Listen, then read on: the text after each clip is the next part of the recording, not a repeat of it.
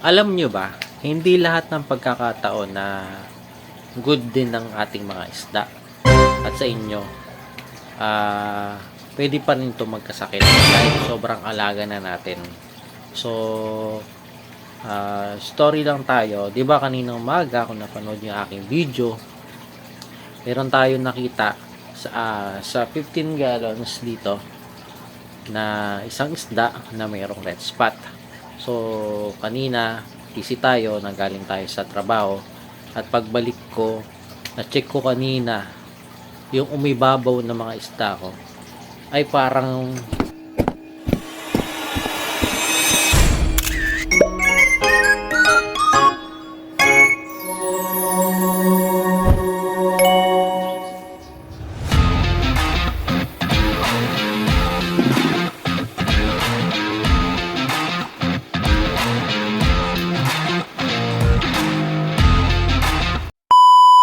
meron pang iba pa na merong kahalo na may red spot.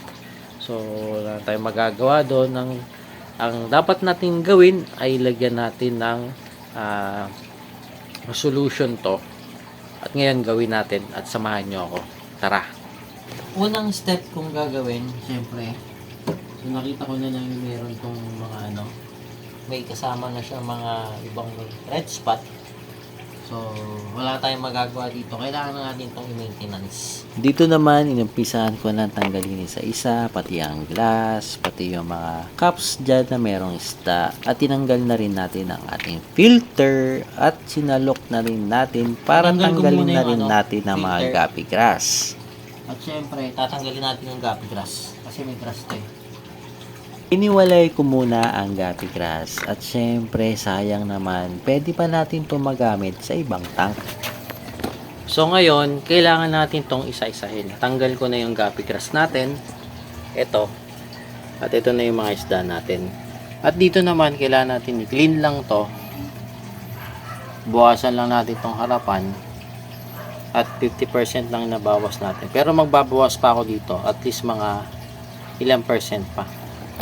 Tapos, balikan natin ng bagong tubig. At dito, check pa natin to. Kung ano yung meron dito.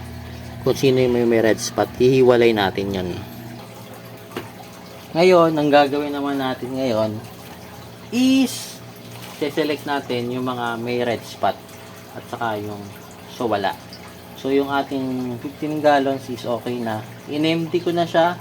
At kailangan natin palitan ng tubig, pero kukuha tayo sa 100 gallons ng at least mga 30%. Tapos yung kapalit na nun is fresh water na stock water para mas malinis yung natin. Tapos mag-add tayo ng asin, no? Select muna tayo dito. Hindi ko inaasahan to. Bakit nagkaganto? Kapag talaga nagiging busy tayo, nahati na ang ating oras. Medyo medyo marami-rami yung may red spot. Hindi ko inaasahan to kung bakit nagkaganto. Nagpapabaya na naman ata ako. Naging busy lang tayo sa aking mga ginagawa araw-araw at ngayon nagkasakit ang ating mga isda. So, ganito na nangyari. Kapag select na tayo, separate na natin yung mayroong red spot. At sinelect na rin natin yung walang red spot. Ito po yun. Ito yung wala. Ito yung meron. Ito yung quarantine muna natin. At least mga 3 days. Ito, i-medicine pa rin natin to. Maglalagay pa rin tayo ng methylene blue. After natin malagay dito sa ating setup ulit na 15 gallons. So, ito naman pang backup lang naman din. Suporta. Kung sakaling magkakaroon pa siya ng mga ibang red spot. So ngayon dito totally talaga quarantine na to. Nangyari to kasi napansin ko kasi na mahina yung oxygen natin. Tapos meron ako nakita kanina ano na siya, wala na, nakalutang na. Siguro na poison na rin dun sa isang pirasong yon na hindi ko nakita. Hindi natin napansin, nakalutang dun. So medyo matagal-tagal, mga ilang oras bago natin napansin. So, kailangan pala natin gawin doon, i-ano natin, 0-0 natin. Pero pag 0-0 naman, kapag ito, tips ko sa inyo, pag nag 0-0 po kayo, ang kailangan nyong gawin, kailangan pa rin may pondo kayo na cold water galing do sa ibang tank.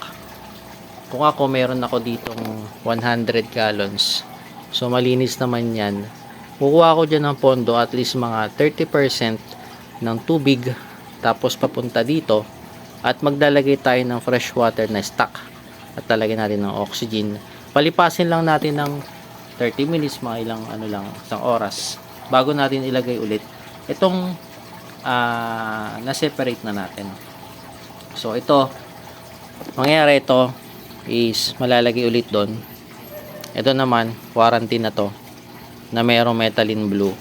Observation within 3 days ang observation natin dito bago natin ibalik ulit dito sa kanyang tank. So, ito kasi ang breed kong to is Black Oranda.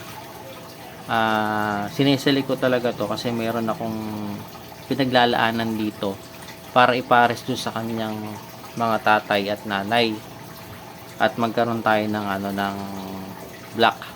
Kasi yung black natin na long tail is hindi talaga ayaw mag-breed. Gusto ko pa naman yung long tail na yun. Ganyan na siya kalaki pag ginawakan mo, gapalad mo na siya. So yun. At sana po may natutunan kayo sa content tips para sa inyo. Ganito lang po ang proseso ko at binahagi ko lang sa inyo sa bawat aking ginagawa kapag nagkakaroon tayo ng problema.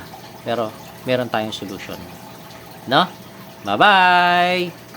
Peace out and God bless everyone.